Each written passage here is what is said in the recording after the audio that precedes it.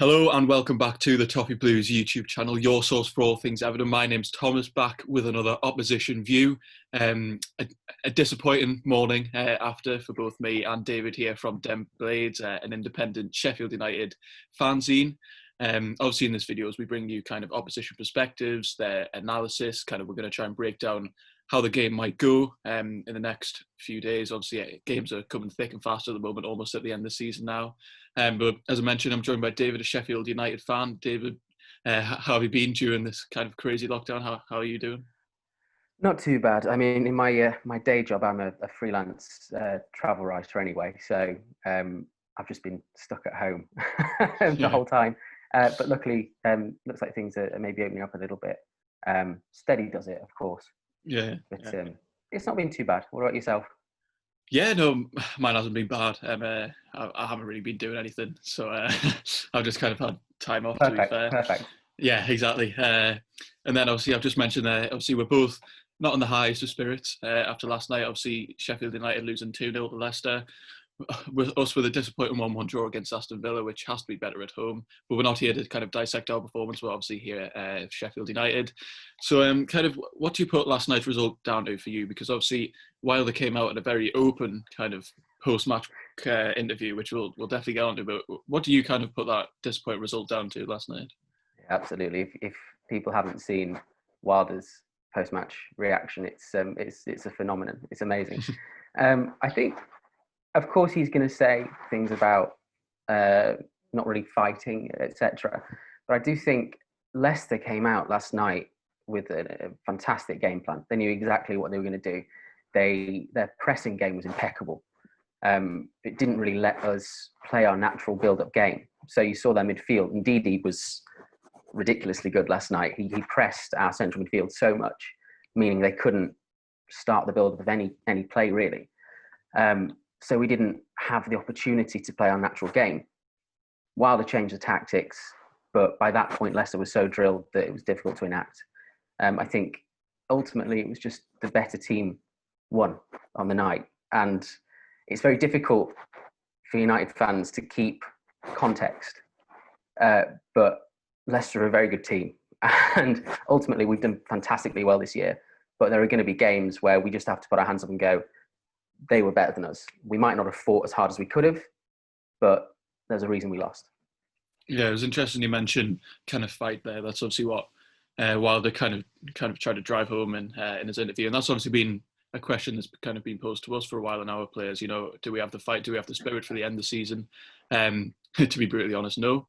Obviously, we've got nothing to play for. You know, obviously, you're still playing for European football, which is definitely a massive motivation. Obviously, we're kind of just fighting for 10th, 11th, 12th. There's not much we've got left to play for, and it's really shown kind of in our lack of effort. And obviously, Wilder, it was blatantly just honest. You know, he just came out. You know, there was one point where he said, these are League One Championship players playing in the Premier League, kind of, which is it's a fair analysis, but like, kind of, is that what you want to hear, or do you kind of like that honesty as a fan? Because obviously, we've had times where Seamus Coleman comes out and he says, "Oh, we need to try harder." Players on trying, and some of our fans don't react very well to that because they think it's just quite like a bit of an empty rallying call. But kind of how do kind of Blades fans react to an interview that kind of hard hitting? Really, it's brutal and it's brilliant. I think is the main takeaway for United fans.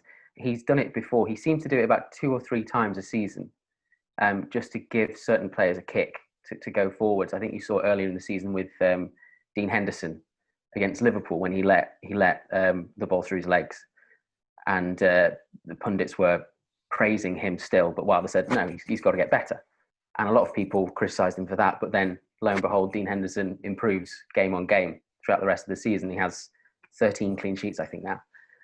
So it does work. And there was another episode of that, I think it was last season against Hull. He had a very poor performance, and Wilder did very similar. He said that wasn't the team that he put out there. It's not the players he knows, etc. And then we went on a fantastic run and got promoted. So he knows exactly what he's doing with those players. They have such a strong team spirit that you'll see a reaction, and it's kind of unfortunate for Everton that it's come the game before, because we usually get a reaction from the players when Wilder comes out and says things like that. Yeah, and I kind of wish that our players reacted well, but obviously our motivation and mentality just isn't there at the moment. And Ancelotti knows that. He's come out in his interviews, his press conferences, saying, it's part of the DNA of the club that you're meant to fight, and that's just not what the players are doing at the moment. But then obviously mentioned with nothing to play for, I can see where the motivation lacks. But even so, it's frustrating to watch from a fan. But obviously, in terms of motivation for United now, obviously you find yourself 1 point off potential European football. Kind of how is this game now just a must win? Because obviously you've got us and then Southampton after this, I think. Or is it kind of like we've done well to be in the position we're in? If we win, we win. If we lose, we lose. What's kind of your reaction to that now? Do you just really want to go for Europe now? Or was it kind of just take what you get? I think if I said we're happy with where we are and we take what we get, I'd be run out of Sheffield because that's not the mentality that any of them have. I think that, of course, they don't talk about Europe and they make sure they don't say it on TV, etc. But of course, they're thinking about Europe because they are so driven and they're so composed with what they've been doing the whole season. I do think, yeah, the match against Everton is a must-win for us. We've got 6 points to play for. It's very, very possible that we get sixth place in the league. Why not just push until the very end? And it's a shame looking at the motivation of Everton, actually, because you'd hope that players would still feel motivated to try and put on a show until the end of the season, to try and just accrue as many points as possible. Yes, it's kind of confusing from the outside looking in to certain clubs like Everton, for instance, this season, that are kind of just the whole cliche of already on their holidays. Yeah, it's definitely disappointing to watch at the moment. And obviously, against Aston Villa, they just had more to fight for. Bit of lack, I think it was a lack of quality as well, kind of going forwards from us. We had one shot on target. Villa had one shot on target. The game finished 1-1. It was kind of that kind of game. And obviously, you kind of mentioned there that you do really want Europe now. Yeah. Will it just be a massive disappointment if you don't get it? Because kind of you've had a brilliant season with kind of what you got. And then obviously opposition fans might come out and say, "Oh, they should be happy with what they've got." But I understand, like, if you don't get Europe now, it would be a disappointment. It was kind of like Burnley a few seasons ago when like they just got into the Europa League, and their fans were talking about if they missed it, then it would be disappointing. And do you think now that it will just be a massive disappointment if you don't get Europa League? It will be a disappointment in the sense that any situation like this would be a disappointment if you don't get the goalposts have been changed somewhat since the start of the season.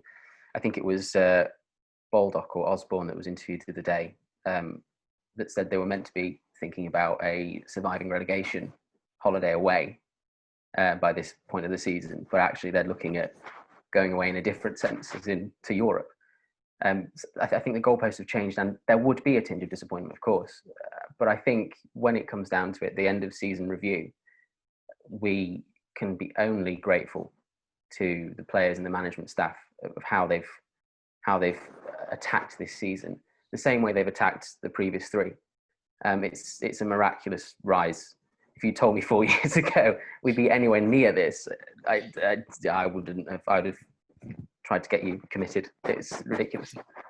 So yeah, there'll be disappointment, but at the same time, we've got to be realistic and go, this has been a phenomenal season, and there's more to come. There's more to come over the coming years. Yeah. So, and then kind of, regardless of European football now, what happens next season now? Because obviously you've got a good squad. Obviously they've all adapted to the Premier League well. I mean, the vast majority of them anyway. Kind of, what do you expect next season now? Do you expect to kind of be in this position again, or just kind of what happens from here? It's very difficult to know what happens because you try and guess what's going to happen the next season, and then they go over and above your expectations. I think it will be there'll be a sense of wanting to consolidate in the Premier League.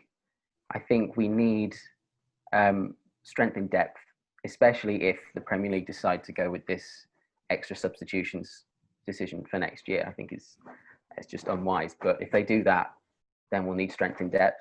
I just think bringing people in to create competition for places is an important one, because that's how we've improved so quickly.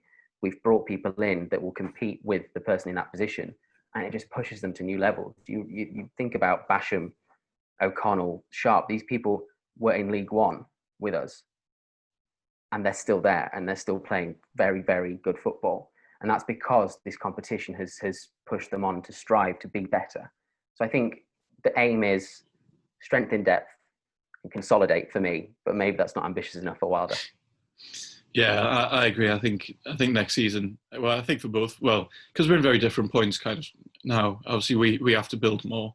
Obviously, it's been a disappointing season for us. Obviously, Ancelotti's kind of had time to assess his players. He'll know who he doesn't want, and next season's going to have to be a massive improvement. Whereas, obviously, from your perspective, you've had a brilliant season. Next season might kind of be consolidation. But obviously, we've had a poor season. But even still, where do you kind of see Everton's key danger men? Like, who's going to cause the most problems? Do you think? I think the game Monday, isn't it? Monday, yeah. Yeah. I think I wasn't worried about Theo Walcott's towering headers before last night. I didn't think he had them in his locker, to be fair. But now, Egan and O'Connell and Basham have a job on.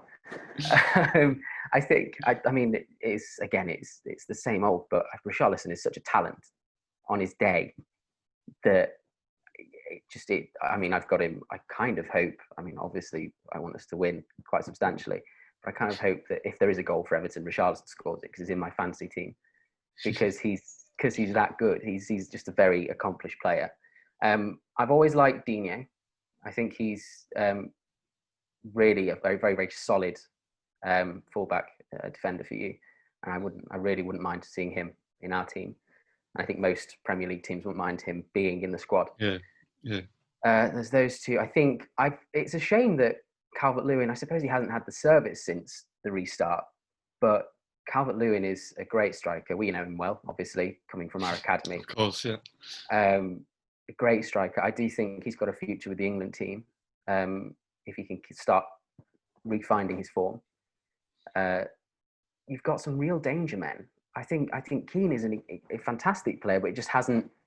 For some reason, there are some players in the Everton team this year it just hasn't worked out, and it's difficult to know why.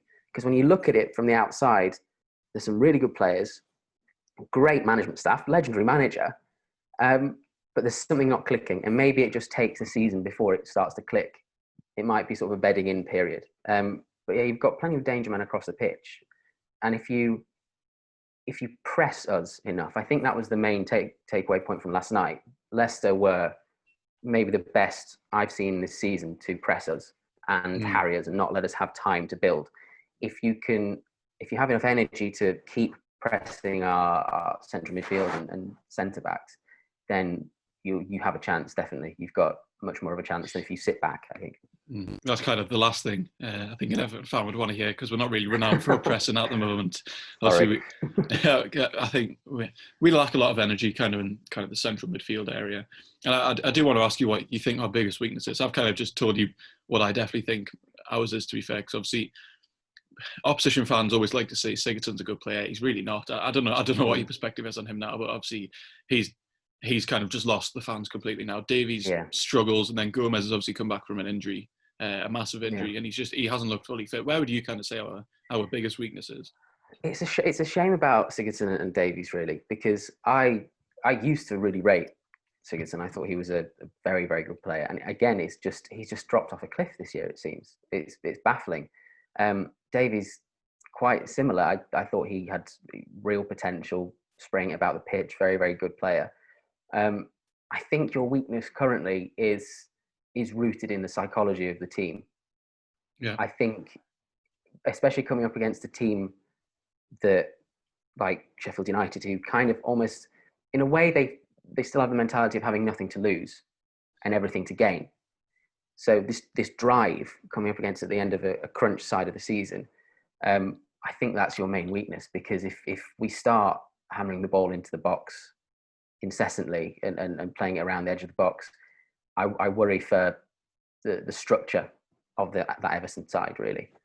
Yeah, you know that's your biggest weakness, when even an opposition fan can say it's the mentality, and it is a massive mentality problem, to be fair. Yeah. And it's just so visible. And I'd imagine if you're an opposition player playing against a team that look like they can't be bothered and look like they kind of crumble, your job must just be 10 times easier. Obviously, I think every side, no matter the quality, is massively improved by just pure motivation and just that's shown with you, to be fair, because obviously you said you've got players who are with you in League One, and at the time they were League One players. Look at them now; they're doing brilliantly in the Premier League.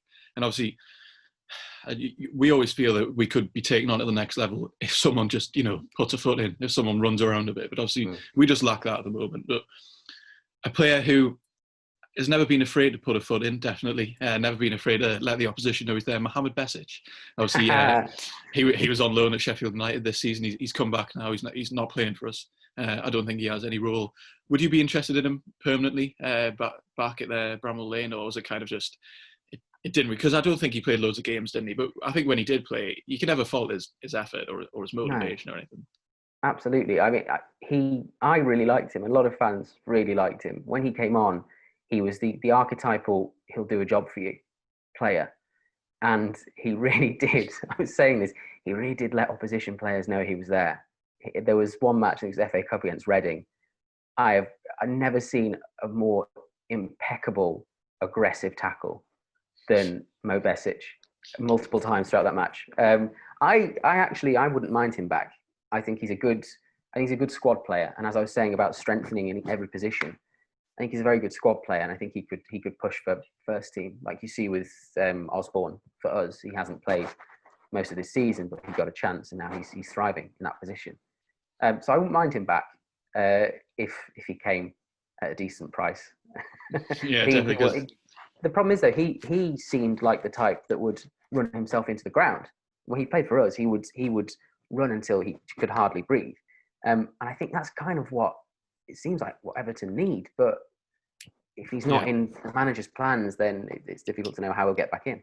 Yeah, I think that is massively what we need. But I think sadly with Besic, it never kind of went further than he runs around a lot. He puts a challenge in. Yeah, I think he always kind of lacked the technical ability that maybe Ancelotti's going to want now. So obviously, it's more than just putting a foot in. But at the moment, that's kind of just what we desperately need, almost as like a quick fix. And obviously willing to Højbjerg from Southampton at the moment. Yes. Who should definitely be that kind of player. But I've heard some random shouts that Besic should be in our team again. I can't see him staying. I don't think Ancelotti's interested, to be fair. It's interesting to hear that you would be interested, because I never really knew kind of what the Sheffield United perspective was on Besic, because he didn't play loads of games there, and obviously he didn't have his loan extended. But obviously, as you said there, you can never fault his effort, and obviously that's kind of massively what we need. And that was definitely an interesting analysis into how potentially we're going to break down Sheffield United on Monday. Obviously, press them. Sadly, not something we seem to be able to do. Do you have any predictions before the game? I do. I was trying to think about this. It's baffling, the discrepancy between our points and performances at home and away since the restart it's difficult to fathom. We've played 4 away from home, got 1 point, and we've got 9 from 9 against Spurs, Wolves, and Chelsea at home. So I think again it's a bit unfortunate for you that you're playing us at home at the moment. I think you'll score. I think it'll be 3-1. I think the players will react to Wilder's rallying call and his criticisms and come out all guns blazing. And I think that might be just a bit too much at the start of the match. I think it'll settle towards the end, but I think the start of the match, I think we'll come out wanting to prove a point. So 3-1. 3-1 Sheffield United, I think. Yeah, I think we're kind of combining our two biggest weaknesses, playing away from home and playing a team that are clearly stronger mentally than us. So I can't see this game going very well. But at the end of the day, for us, where a majority of fans are kind of just saying, end of the season now, as bad as it is, let's just move on to the next one. Obviously, if that's the perspective from the fans, I feel like that's definitely the perspective of the players as well. But there's such potential at Everton. There's such potential. It's a well-run club, great fan base, fantastic manager. I think the first year, the settling has been done. You've got through the annoying settling, bedding in period. I think next season, if you can, some of the coaching staff instill a sense of fight, then you've by far got the players to do a good job next year. Definitely. Well, yeah, that's nice to hear, because it certainly doesn't seem that at times. And obviously, there's been so many times where Everton have had potential. We've had good managers, we've had good players. It hasn't quite kicked on, but obviously, let's hope it happens now, and let's hope it happens on Monday for us. I can't see it being a good game, to be honest. I mean, for us, obviously, I can't see us doing much. Again, it's disappointing to kind of speak about now in videos like this, because now it's just like, where does they find the motivation if we think it's kind of just the end of the season. But anyway, thanks for coming on. I obviously hope we play a lot better from what we played against Aston Villa. Do I think we will? No. Do I think you'll come back fighting? Absolutely. So it'll be an interesting. It'll be interesting. Be sure to check out all of David's social media. Check out the fanzine. Be sure to check out all our other videos. There'll be plenty in preview for the Sheffield United game, where we'll go into more analysis. We'll bring you a starting 11 show as well, who we think might play. Maybe mass rotation from Ancelotti towards the end of the season. You never know. We might try some youth players. Certainly hope so. But again, thanks David for coming on. That was definitely a much more interesting analysis than I could probably give by myself about an opposition team. And obviously, thank you all very much for watching. Be sure to check out all the social media and join us next time on the Toffee Blues. Goodbye.